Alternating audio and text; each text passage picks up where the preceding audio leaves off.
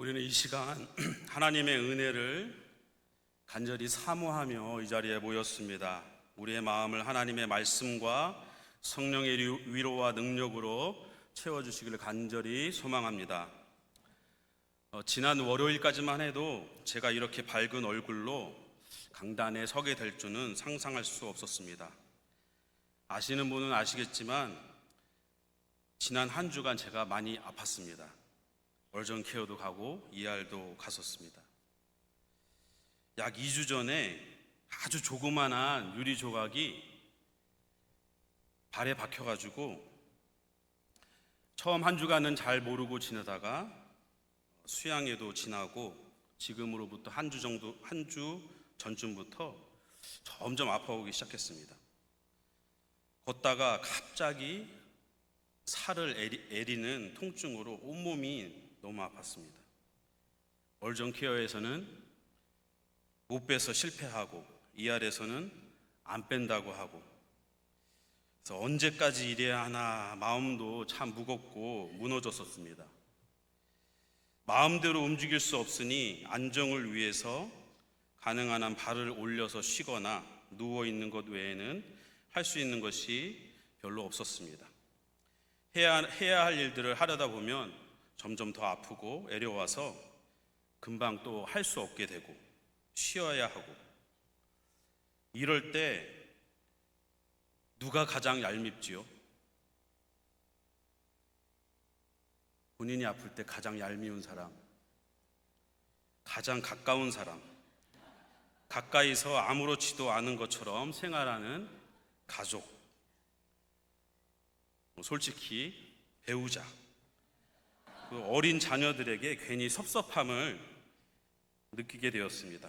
내 마음을 알아주는 사람 아무도 없네. 그래, 그렇지, 뭐 내가 아픈 거지 그들이 아프나. 혼자 버텨야지. 그들이 대신 아파주기를 하겠어? 위로의 말이라도 해주면 다행이고, 그들은 어떻게 해서든 덜 아플 때 힘쓰는 일을 시키려 하고, 서운함과 아쉬움, 서글픔에 또 무력감에 그런 마음이 교차하던 지난 며칠이었습니다. 나의 아픔을 누가 알아주겠나? 하나님밖에 없는데. 근데 제 마음 가운데 너무 아파서, 하나님 어디 계세요? 너무 아파요. 다행히 지난 월요일 오후에 조그만한 유리 조각을 빼내었습니다. 할렐루야. 누구나 어딘가 아프면 자신밖에 생각이 안 납니다. 다른 사람의 아픔이 얼마나 크든지 상관없이 내 손톱 밑에 박힌 가시, 내 아픔이 세상에서 가장 큰 것처럼 느껴집니다. 내 아픔을 진심으로 24시간 관심을 갖고 돌봐주는 사람은 결코 없습니다. 온전히 치료해 주실 분은 오직 하나님. 우리의 유일한 도움은 하나님, 유일한 소망은 오직 하나님의 은혜인 줄로 믿습니다. 오늘 말씀은 남편을 잃고 비참한 상황 가운데 놓인 한 여인의 가정에 베푸신 하나님의 놀라운 기적의 이야기를 다루고 있습니다. 오늘 본문 열왕기하 4장 바로 앞장을 보게 되면 3장의 내용을 잠깐 살피면 국가적인 큰 위기 가운데서 하나님의 위대한 구원 역사를 보여줍니다. 이스라엘과 유다와 에돔의 세 왕들이 연합하여서 모압을 치러 올라가던 중에 물이 없어서 연합군 전체가 전멸할 위기를 맞이합니다. 하나님은 선지자 엘리사를 통해서 골짜기의 개천을 많이 파괴하였고 기적적으로 물을 공급함으로써 그들을 살리시고 전쟁에서 승리하게 하셨습니다. 열왕기하 3장 16절 그리고 20절을 보게 되면 16절에 엘리사가 이르되 여호와의 말씀이 이 골짜기의 개천을 많이 파라 하셨나이다. 20절에 아침이 되어 소재 드릴 때에 물이 에돔 쪽으로부터 흘러와 그 땅에 가득하였더라. 그런데 오늘 본문 4장에 딱 들어서면서 하나님의 시선은 큰 구원의 기적, 전쟁의 승리가 펼쳐진 그 웅장했던 무대로부터 어느 이름 없는 가난한 과부에게로 옮겨집니다. 하나님은 크고 매우 중요한 일, 역사적인 순간에만 관심 있는 분이 아니십니다. 한 개인이 겪는 아픔과 눈물의 기도에 귀 기울이시며 살피시는 분이심을 우리가 반드시 기억해야 합니다. 우리 하나님은 세상을 다스리시는 우주의 왕이요 통치자이시며 역사의 주인이시지만 동시에 한 인생의 비참함을 외면치 않으시고 작은 신음소리에도 귀 기울이시는 사랑의 하나님 아버지이십니다. 당시 북이스라엘은 선대 왕이었던 아합 왕과 그의 아내 이세벨의 영향으로 바알 숭배의 악습이 계속되었으며 영적으로 참으로 어두웠던 시기였습니다. 여호와를 경외하는 신실한 자들은 사회적, 경제적으로 철저히 소외되고 고통받던 시대였습니다. 오늘 본문에 나오는 이 여인은 하나님을 경외하며 선지자의 제자였던 남편은 이미 죽고 극심한 빚을 지게 되었습니다. 당시 율법에 따라서 채권자는 찾아와서 남겨진 두 아들을 종으로 데려가려고 하였습니다. 남편을 잃은 슬픔도 모자라 자식들마저 노예로 빼앗길 그러한 극심한 절망 속에서 그 여인은 엘리사에게 나와 부르짖습니다.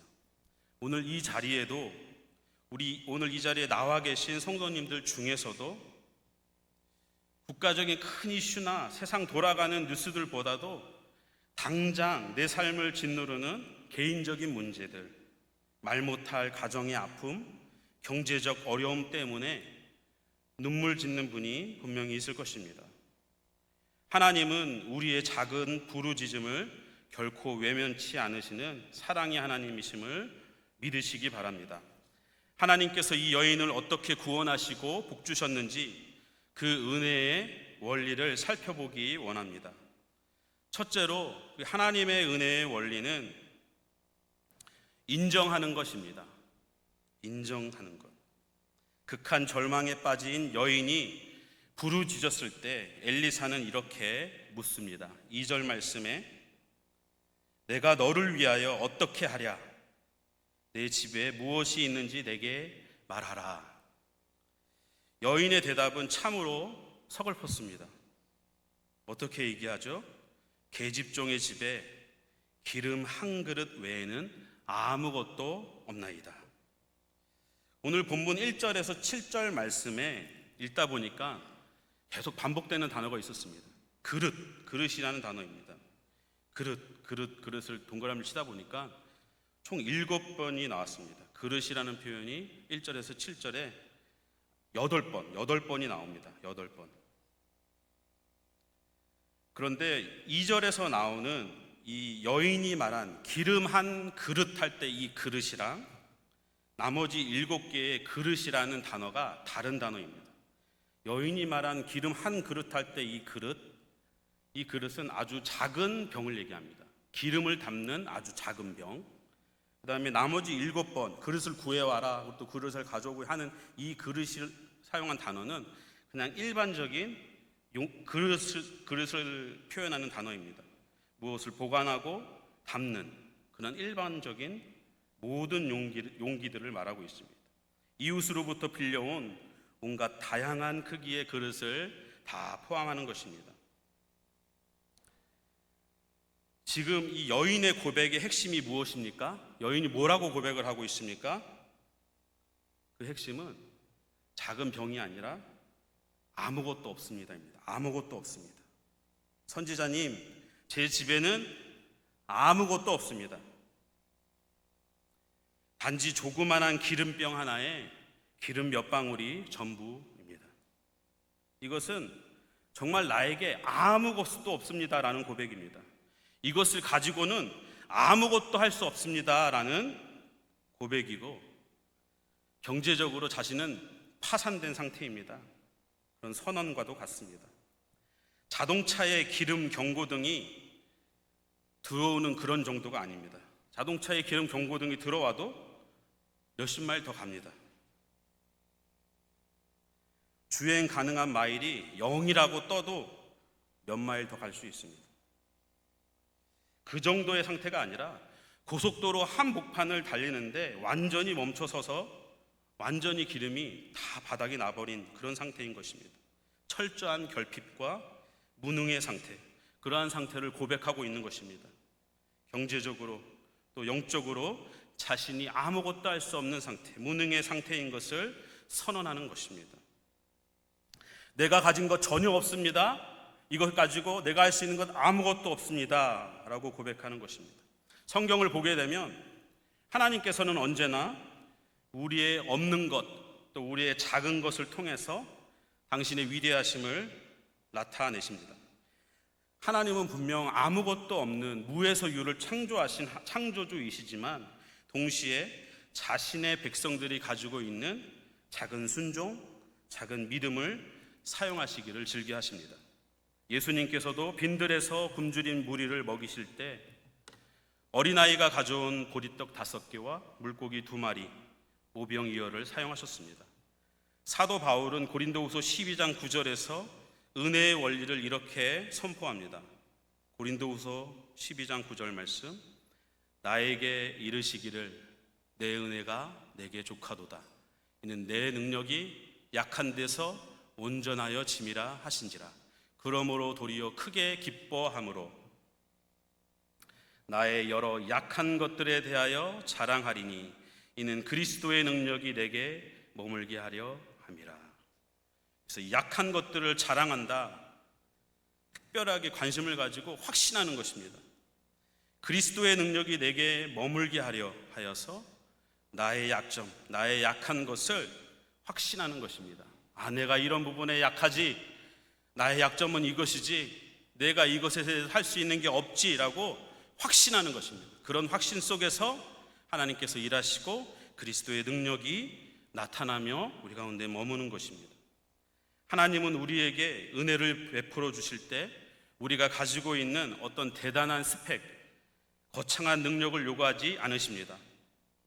주님은 오늘 우리에게 이렇게 물으십니다. 내 집에 무엇이 있느냐? 내 마음에 무엇이 있느냐? 여러분이 가지고 나온 것이 비록 남들에게 꺼내어 놓기에 부끄럽고 초라한 것이라 할지라도 하나님 손에 맡겨드릴 때 위대한 구원의 역사가 시작되는 줄 믿으시기 바랍니다. 여기서 기름 한 그릇은 우리의 부족함과 연약함입니다. 우리의 비참함과 무능함입니다. 이것을 고백하고 인정할 때에 하나님은 일하기 시작하십니다. 하나님 앞에서 자신의 삶이 완전히 무너졌다고, 할 수 있는 게 아무것도 없다고, 그러한 삶의 파산 선언을 하였다고 한다면, 하나님께 온전히 항복하였다고 한다면 우리가 할 일이 기도와 순종 외에 무엇이 있겠습니까?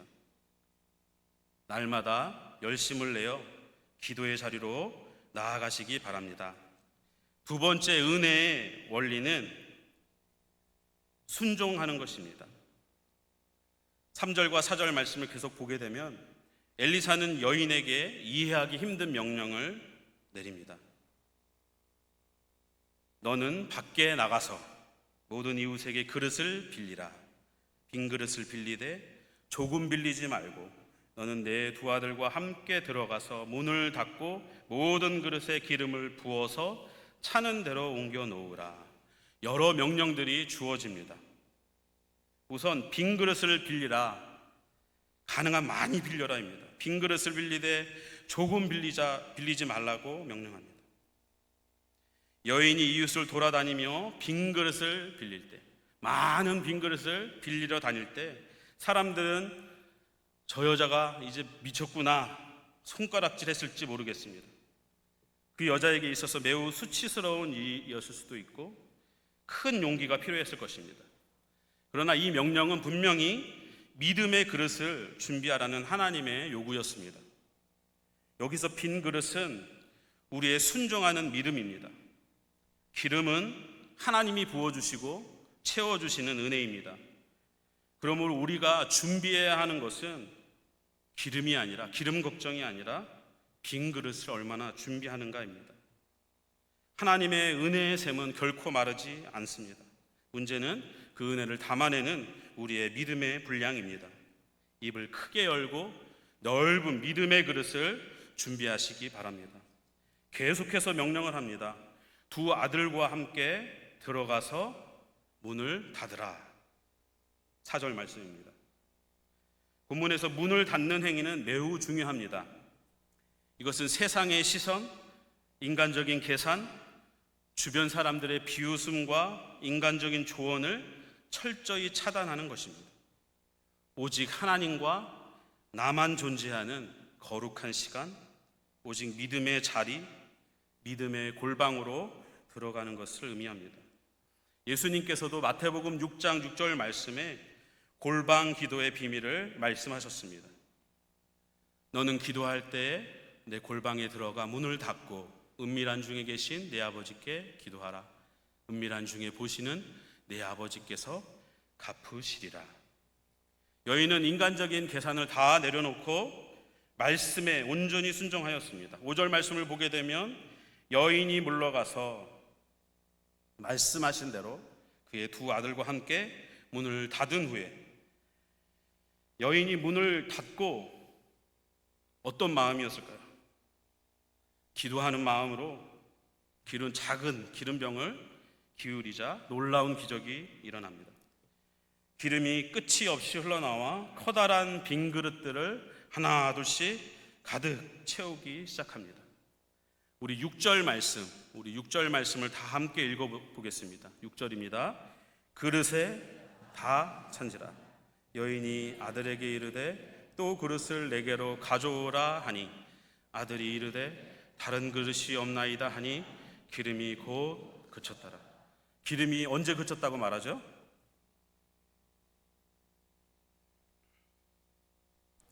하나님의 능력이 모자라서 이제 더 이상 안 나온 애가 아니라 다른 그릇이 없습니다 라고 말할 때, 선언할 때 비로소 기름이 그쳤습니다.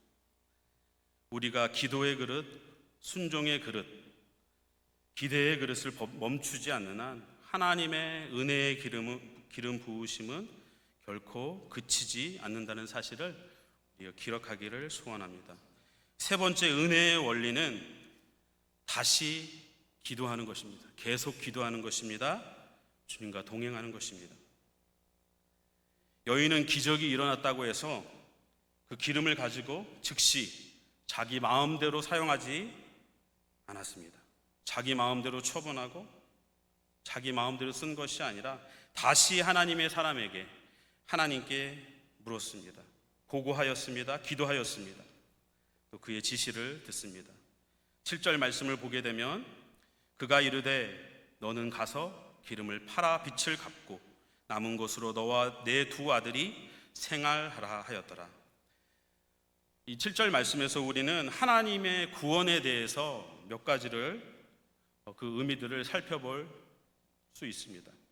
첫 번째, 하나님의 구원을 생각할 때에 하나님은 빚을 갚으심으로 노예 상태로부터 완벽한 속량을 이루셨습니다. 당시 빚을 지고 자녀가 종으로 팔려간다는 것은 단순히 경제적인 문제가 아니었습니다. 하나님의 백성이었던 자가, 자유인이었던 자가 율법 아래서 율법대로, 율법에 따라 노예로 전락하는 것은 영적인 비극이었습니다. 동시에 빚을 갚는다는 것은 빚을 청산함으로써 채권자의 소유권 주장을 무효하는 것입니다. 내가 이 사람을 가져간다는 그 소유권 주장을 무효화시키고 이 두 아들을 노예의 신분에서 더 이상 노예가 아닌 완전히 건져내어서 자유케 하시는 구속, 속량하는 사건이 바로 하나님의 구원 역사인 것입니다. 하나님은 당신의 백성이 죄의 권세에 짓눌려서 종노릇하는 곳에서 자유케 하셨습니다. 속량하시고 구속하시고 자유케 하신 것입니다. 두 번째로 하나님의 구원이라는 측면에서 하나님은 단순히 빚만 갚아주시는 분이 아니라 남은 것으로 미래의 삶을 넉넉하게 살 수 있게 채우십니다. 하나님의 은혜는 간당간당한, 겨우 감당하는 그런 채워지는 은혜가 아니라 풍성한 은혜인 줄로 믿습니다. 여인이 빚을 갚고 나면 다시 돈이 없어서, 다시 물질이 없어서 다시 생계가 어려워지는 것이 아니라 하나님은 남은 것으로 어떻게 하라고 그러죠? 너와 내 두 아들이 생활하라고 하십니다. 여기서 생활하다라는 뜻은 단순히 목숨을 연명하는 그런 삶이 아니라 생명을 얻고 생명력을 얻고 풍성한 삶을 누리라는 뜻입니다. 우리 하나님은 우리의 머릿속에만, 관념에만 계신 하나님이 아닙니다. 영혼의 구원뿐만 아니라 성도들의 일상적인 삶, 먹고 사는 문제, 자녀들의 미래까지 세심하게 돌보시고 책임지시는 자비로우신 하나님 아버지이십니다. 시편 23편의 고백이 바로 이 여인의 고백이고 또 우리의 고백이 되는 것입니다. 시편 23편 1절과 5절 말씀에 여호와는 나의 목자시니 내게 부족함이 없으리로다. 주께서 내 원수의 목전에서 내게 상을 차려주시고 기름을 내 머리에 부으셨으니 내 잔이 넘치나이다. 오늘 열왕기하 4장에 등장하는 이 기적은 단순히 옛날에 있었던 한 과부가 복을 받아 부자가 되었다, 복받은 이야기가 아닙니다. 이 본문 속에 나오는 여인과 과부와 두 아들의 모습은 바로 영적으로 파산한 우리 자신의 모습입니다. 우리 모두는 하나님께 반역하여서 제 빚을 졌고 그 빚을 스스로 갚을 능력이 전혀 없었습니다. 그리하여 사망의 종으로 팔려가 영원히 죽을 수밖에 없는 그런 비참한 영적 파산자들이었습니다. 마귀는 날마다 찾아와서 우리를 정죄하고 사망의 노예로 끌고 가려 했습니다. 그러나 우리의 주 예수 그리스도께서 우리를 찾아오셨고 예수님께서는 십자가라는 그 은밀한 골방으로 들어가 하나님 앞에 자신의 거룩한 몸을 깨뜨리셨습니다. 거기서 흘리신 물과 피, 또 당신의 생명을 남김없이 쏟아 부으셨습니다. 주님은 십자가에서 흘리신 보혈의 피값으로 우리가 진 모든 죄의 빚을 단번에 그리고 완벽하게 갚아 주셨습니다. 골로새서 2장 14절에서 15절 말씀은 이 위대한 사건을 이렇게 선포하고 있습니다. 우리를 거스르고 불리하게 하는 법조문으로 쓴 증서를 지우고 제하여 버리사 십자가에 못 박으시고 통치자들과 권세들을 무력화하여 드러내어 구경거리로 삼으시고 십자가로 그들을 이기셨느니라. 예수 그리스도께서 우리의 죄의 빚을 완벽하게 청산하셨습니다. 그러므로 이제 그 어떤 죄의 권세도 우리를 정죄하거나 노예로 삼을 수 없습니다. 죄와 사망으로부터, 죄의 권세로부터 자유하게 된 것입니다. 뿐만 아니라 주님은 우리에게 영원한 생명을 주시고 하늘에 신령한 모든 것으로 남은 삶 동안에 누리며 살아가도록 풍성히 공급해 주십니다. 그렇다면 우리는 오늘 말씀 앞에서 어떻게 응답하며 살아야 하겠습니까? 첫 번째로 우리는 오늘 말씀을 통해서 기름 한 그릇밖에 없다는 이 고백을 통해서 우리가 보듯이 세상의 자랑 또 자만심을 버리고 가난한 마음으로 빈 그릇을 준비해야 합니다. 내 경험, 내 지식, 내 의로움이라는 그릇이 가득 차 있으면 하나님의 은혜가 들어갈 자리가 없습니다. 주님, 저는 아무것도 아닙니다. 제 힘으로는 이 삶의 문제를 해결할 수 없습니다라는 가난한 심령을 가질 때에 하나님의 풍성하신 은혜로 채워주실 것입니다. 두 번째로 사람을 바라보지 말고 세상 문을 닫는 기도의 골방으로 들어가야 합니다. 눈에 보이는 것, 귀로에 들리는 것으로 판단하지 않고 기도의 골방으로 들어가 하나님의 말씀을 붙들고 하나님께만 집중하기를 소원합니다. 은밀한 중에 보신 하나님께서 반드시 응답하시고 넘치도록 채워주실 것입니다. 마지막으로 풍성히 채워주실 하나님의 은혜를 기대함으로 믿음의 그릇을 많이 준비해야 합니다. 하나님의 은혜는 우리의 믿음의 분량만큼 차오릅니다. 조급함, 불평과 불신을 버리고 나를 위해 아들까지 아낌없이 내어주신 그 하나님의 사랑을 날마다 붙드시며 믿음의 그릇을 많이 준비하시길 바랍니다. 로마서 8장 32절 말씀을 보겠습니다. 자기 아들을 아끼지 아니하시고 모든 사람을 위하여 내어주신 이가 어찌 그 아들과 함께 모든 것을 우리에게 주시지 않겠느냐.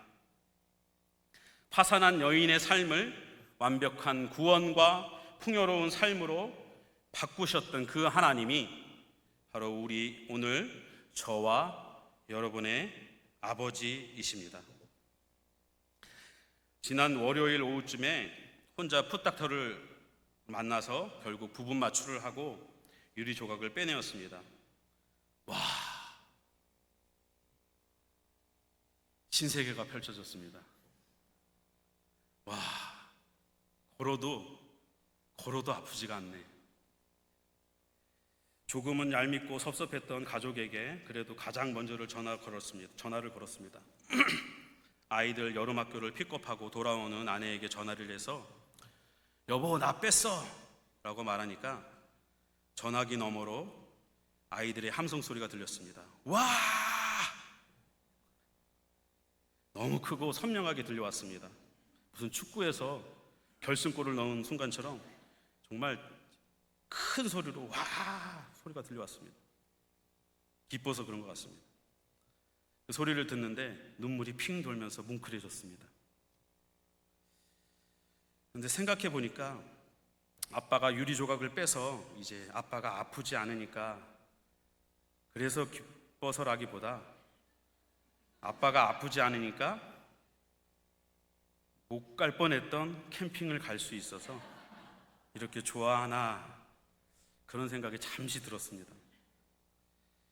아무튼 그래도 기분은 너무 좋았습니다. 그리고 너무 감사했습니다. 하나님이 나를 고쳐주셨다.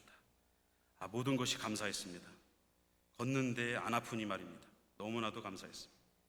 닥터 오피스를 걸어 나오면서 자연스럽게 내 입가에 그리고 마음속에 이렇게 외쳐졌습니다. 프리. 너무 기뻤습니다. I'm free. 이제 고통으로부터 나는 자유롭다. 하나님의 풍성하신 은혜가 우리의 빈 그릇을 채울 때, 그리하여서 그리스도 안에 거하며 성령으로 충만할 때 우리는 오늘도 진심으로 나는 자유하다라고 담대히 외칠 수 있는 것입니다. 이전에는 죽음의 공포와 두려움이, 아픔과 고통이 우리가 걸어가는 발걸음마다 늘 뒤쫓아 다니며 우리를 괴롭혔다면 이제는 그리스도 예수 안에서 결코 정죄함이나 죽음이 없으며 고통과 눈물, 슬픔이 더 이상 없는 그 나라를 이미 소유한 천국 백성들이 된 것입니다. 우리 주님께서 십자가의 죽으심으로 모든 죄와 죽음, 몸과 마음의, 영혼의 모든 고통으로부터 우리를 자유케 하셨습니다. 남은 한 주간도 주님 앞에 겸손히 순종하고 골방에 기도로 나아감으로 빈 그릇을 채우시는 하나님의 은혜와 성령의 기름 부으심을 삶의 현장에서 매일 경험하시고 주님이 주시는 참된 자유를 풍성히 누리시며 기뻐하는 모든 성도님들 되시기를 주님의 이름으로 축복합니다.